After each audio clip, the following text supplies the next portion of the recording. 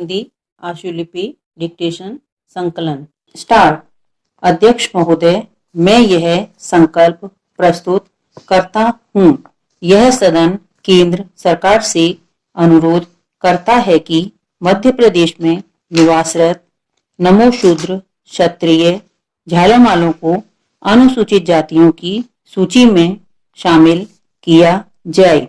माननीय अध्यक्ष जी, मेरा प्रथम प्रश्न यह है कि जब बांग्लादेश विभाजन हुआ था उस समय विस्थापित उक्त जातियों को मध्य प्रदेश में भी बसाया गया था, लेकिन उन्हें अनुसूचित जाति वर्ग में शामिल नहीं किया गया है। उक्त जातियों को शामिल करने के लिए माननीय मुख्यमंत्री जी के माध्यम से प्रधानमंत्री जी को पत्र लिखा गया था, परंतु आज तक दिल्ली से कोई निर्णय नहीं हुआ। वर्तमान स्थिति में वर्णित जातियों को पश्चिम बंगाल, उड़ीसा, मणिपुर, मिजोरम, आसाम, मेघालय, त्रिपुरा, अरुणाचल प्रदेश में अनुसूचित जाति में सम्मिलित किया गया है। इस संबंध में छत्तीसगढ़, हिमाचल प्रदेश, उत्तराखंड में भी इस प्रकार का संकल्प पारित किया जा चुका है। इसी प्रकार से इस सदन में यह संकल्प सर्वसम्मति से पारित किए जाने में हमको कोई आपत्ति नहीं होना चाहिए। प्रश्न यह है कि यहाँ पर यह सदन केंद्र सरकार से अनुरोध करता है कि मध्य प्रदेश में निवासरत विस्थापितों को अनुसूचित जातियों की सूची में शामिल किया जाए। अन्य प्रदेश की भांति मध्य प्रदेश में जातियां जिनको आरक्षण का लाभ प्राप्त नहीं हो रहा है उन्हें शामिल किया जाएगा तो मुझे बड़ी प्रसन्नता होगी। इस प्रकार संकल्प पारित किया जाए। इस प्रकार यह संकल्प प्रस्तुत हुआ। परिवहन मंत्री ने सदन में बताया कि माननीय सदस्य ने जो संकल्प रखा है, विभाग प्रस्तुत किए गए संकल्प से सहमत है। मुझे ऐसा लगता है कि यह सदन भी पूरी तरह से सहमत होगा। इसलिए आज यह सदन भारत सरकार से अनुरोध करता है कि भोपाल दिल्ली शताब्दी एक्सप्रेस में सामान रखने हेतु अतिरिक्त रैक लगाया जाना चाहिए। संकल्प सर्वसम्मति से स्वीकृत हुआ। जिस प्रकार से रेल किराए में वरिष्ठ महिलाओं को 50% छूट दी जाती है, उसी प्रकार से वरिष्ठ पुरुषों को भी समान रूप से दी जाना चाहिए। संकल्प प्रस्तुतकर्ता सदन की अनुपस्थिति के कारण प्रस्तुत नहीं किया गया। अध्यक्ष जी द्वारा अपराह्न 7:15 बजे विधानसभा की कार्यवाही सोमवार प्रातः 10:30 बजे तक के लिए स्थगित कर दी। महोदय, इस विशेष बैठक में मैं आपका हार्दिक स्वागत और अभिनंदन करता हूँ। हमारे विधान सभा निर्माताओं को सामाजिक, आर्थिक और राजनीतिक न्याय, विचार, अभिव्यक्ति, विश्वास, धर्म और उपासना की स्वतंत्रता, प्रतिष्ठा और अवसर की समता प्राप्त कराने के लिए और राष्ट्र की गरिमा, एकता और अखंडता को सुनिश्चित करने वाली बंधुता बढ़ाने की अवधारणा रही है। इस अवधारणा और परिकल्पना को मूर्त रूप देने के लिए इस देश में लोकतांत्रिक व्यवस्था की संरचना की गई है। इस संरचना को हमने न केवल अंगीकार किया है बल्कि इन 50 वर्षों में लोकतंत्र की जड़ों को मजबूत भी किया है। और जब जब परीक्षा की घड़ी का सामना करना पड़ा तब हमारा देश इस परीक्षा में खरा उतरता गया है। सारी मानव सभ्यता 2 वर्गों में बटी हुई है। एक तो वह समूह है जिसके पास पर्याप्त मात्रा में पूंजी है और दूसरा वह समूह है जिसके पास कुछ भी नहीं है। इस असमानता की यह खाई बहुत चौड़ी है और इस खाई को कम करने के लिए निरंतर प्रयास होते हुए भी हमें अभी तक इसमें सफलता नहीं मिल पाई है। इस खाई की पूर्ति किया जाना नामुमकिन है।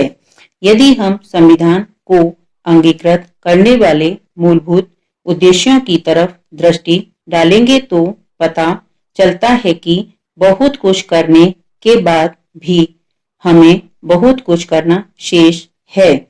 महोदय, आप जानते हैं कि लोकतांत्रिक पद्धति में अनेक दल होते हैं और ये दल अपने अपने सिद्धांत और कार्यक्रम के आधार पर मूल उद्देश्य तक पहुंचना चाहते हैं, लेकिन कभी-कभी मूल उद्देश्यों को प्राप्त करने की दिशा में जो साधन अपनाए जाते रहे हैं उनमें भिन्नता होने के कारण हमें आंशिक सफलता ही मिल पाती है।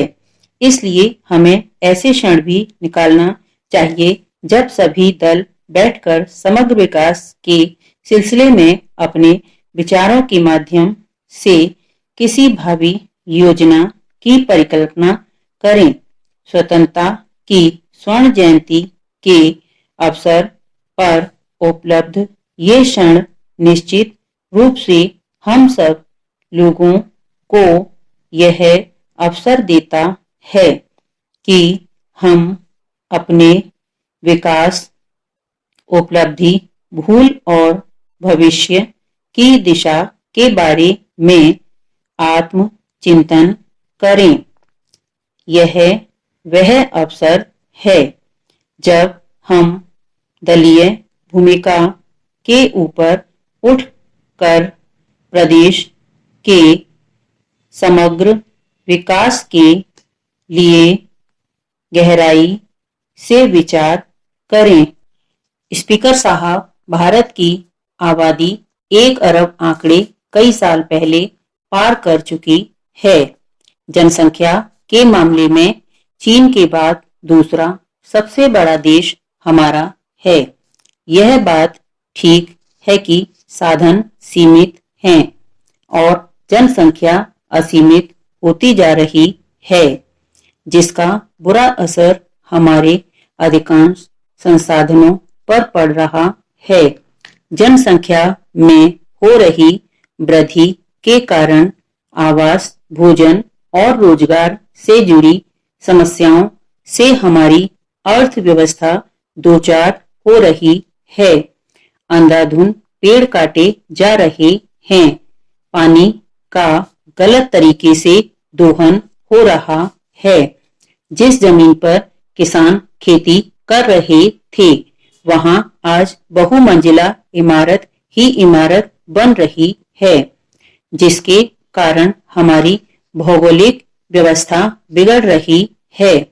हमारे देश की सबसे बड़ी विडंबना यह है कि धार्मिक राजनीति के चलते कोई भी सरकार जनसंख्या नियंत्रण नीति को प्रभावी तरीके से लागू नहीं कर पाई है। बेहतर है कि देश की चिंता करने वाले लोग जनसंख्या नियंत्रित करने के उपायों के बारे में सोचें। एक परिवार में एक सदस्य के 1 या 2 बच्चे हों, उनकी ही सरकारी सुविधा का लाभ देने का प्रावधान किया जाना चाहिए। तभी जाकर हमारा देश विकास के रास्ते पर चल सकेगा। स्पीकर साहब, मैं भारत की आबादी के बारे में पहले से ही अपना मुख्य वक्तव्य दे चुका हूँ और आज भी बतलाना चाहता हूँ। भारत में बढ़ रही जनसंख्या और अनियंत्रित शहरीकरण के कारण जल संकट गहराता जा रहा है। दिन प्रतिदिन घटते भूजल स्तर से हमारा जीवन दिन पर दिन असुरक्षित होता जा रहा है। खास तौर पर आज भी शहरी लोगों को दिक्कतों का सामना करना पड़ रहा है। यह बात सर्वे के माध्यम से मालूम हुई है कि दुनिया के सबसे ज्यादा जल संकट वाले 20 शहरों में से 5 भारत के अंदर मौजूद है। यह सब कुछ जानते हुए भी हमारे राजनीतिक दल मुफ्त और रियायती दर पर पानी देने के बारे में घोषणा कर देते हैं। दरअसल लोग राजनीति सत्ता हथियाने के लिए इतने आतुर हो जाते हैं कि उन्हें पर्यावरण, जल, जमीन आदि की महत्ता नहीं दिखाई पड़ती।